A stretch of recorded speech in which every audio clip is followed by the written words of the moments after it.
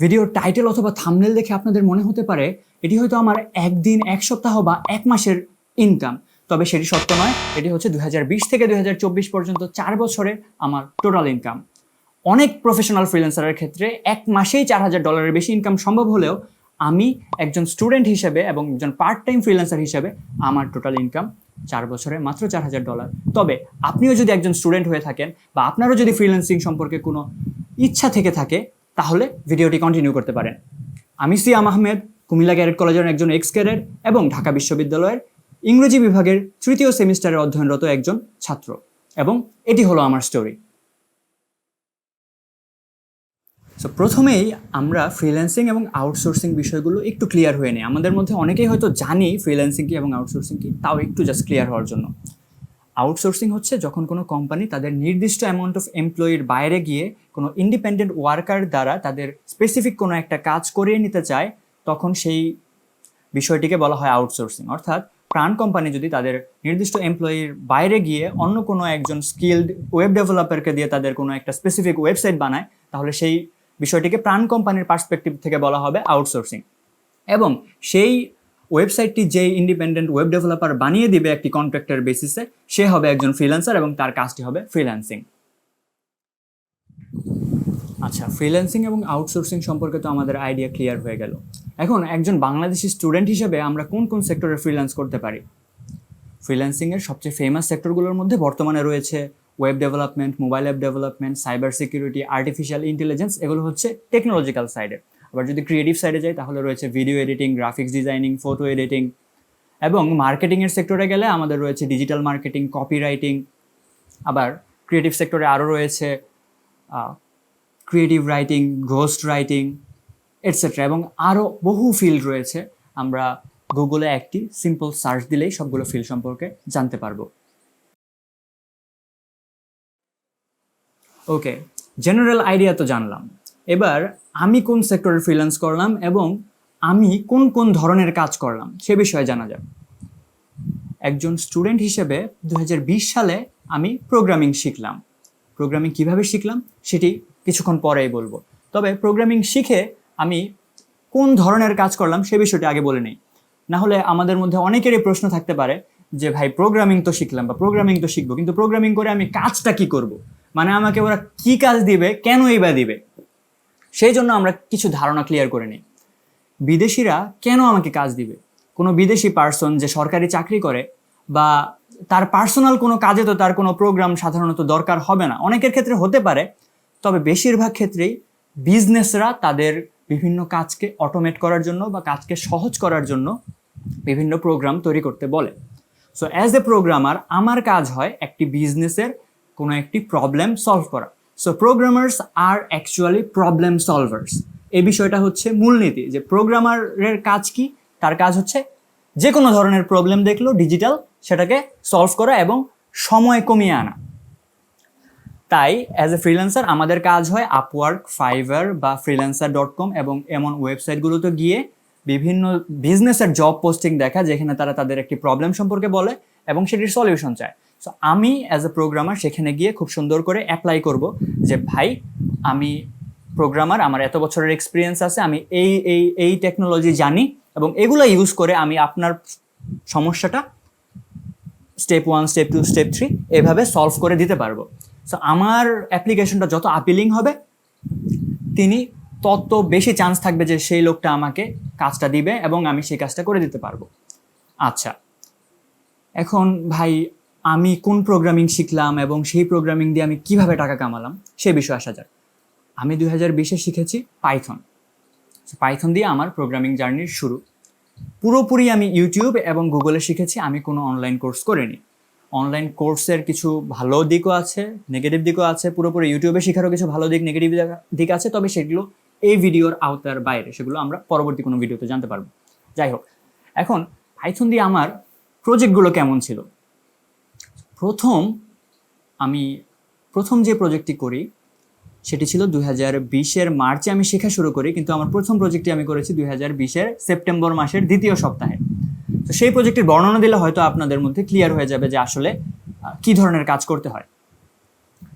So প্রজেক্টে ছিল, প্রজেক্টের ইনপুটে থাকবে একটি এক্সেল শিটের একটি কলাম, যেই কলামে একটি কোম্পানির 1000+ ইউটিউব চ্যানেল থাকবে। এখন তাদের 1000+ ইউটিউব চ্যানেল কেন থাকবে? সেই কোম্পানির হাজার হাজার প্রোডাক্ট আছে, তাদের প্রতিটি প্রোডাক্টের একটি করে ইউটিউব চ্যানেল আছে এবং সেই ইউটিউব চ্যানেল থেকে তারা তাদের প্রোডাক্টের মার্কেটিং করে থাকে। সো প্রতিটি ইউটিউব চ্যানেলে আবার শত শত ভিডিও আছে, সেগুলো হচ্ছে তাদের প্রোডাক্টের অ্যাড।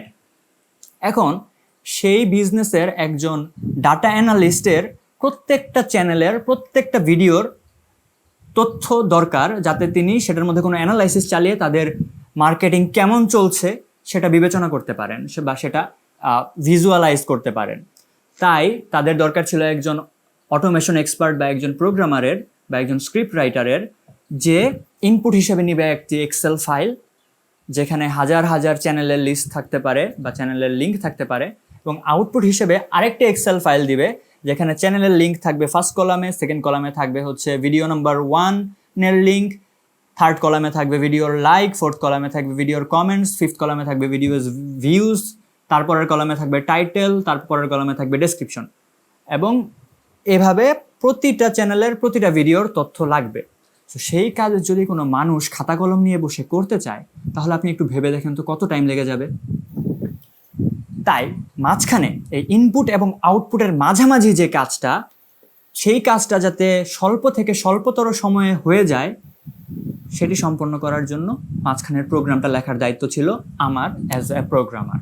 সো সেই প্রোগ্রামটি লিখতে হয়তো আমার 12 ঘন্টা বা 14 ঘন্টা লেগে গিয়েছে টেস্টিং এবং রিরাইটিং করতে করতে, কিন্তু আলটিমেটলি এখন আমার কাছে যে এন্ড প্রোডাক্ট আছে, এটি একটি রিইউজেবল প্রোডাক্ট। আপনি যে কোনো লিঙ্কের লিস্ট দিয়ে দিবেন আমাকে, আমি সেই ইউটিউব চ্যানেলের সকল ভিডিওর সকল তথ্য আপনাকে 5 থেকে 10 মিনিটের মধ্যে দিয়ে দিতে পারবো, যেটা একজন মানুষের করতে গেলে হয়তো শত শত ঘন্টা লেগে যেত। আশা করি একজন প্রোগ্রামার হিসেবে কেমন কাজ করতে হয় তার একটি ছোট্ট ধারণা আপনার হয়ে গিয়েছে। আবার অনেকের ক্ষেত্রে ওয়েব ডেভেলপমেন্ট খুবই সিম্পল। একজনের একটি ওয়েবসাইট প্রয়োজন হয়, সেই ওয়েবসাইটটি আমরা তার ডিজাইন বা নিড অনুযায়ী ডেভেলপ করে দিই এবং সেই ওয়েবসাইটে একটা স্পেসিফিক কাজ সম্পন্ন করে। এই ছিল প্রোগ্রামিং সম্পর্কে বা প্রোগ্রামিং দিয়ে ফ্রিল্যান্সিং সম্পর্কে একটি বেসিক ধারণা। আচ্ছা, আরেকটি কমন কোশ্চেন আমাদের সবার মধ্যেই থাকে যে ভাই, আমি যে ফ্রিল্যান্সিং করবো, আমার তো মাস্টার কার্ড নাই, আমার তো ইন্টারন্যাশনাল অ্যাকাউন্ট নাই, আমার তো পেপাল নাই, আমি কেমনে টাকা আনবো? ভাই, পেপাল, মাস্টার কার্ড এগুলো টাকা উইথড্র করতে লাগে না।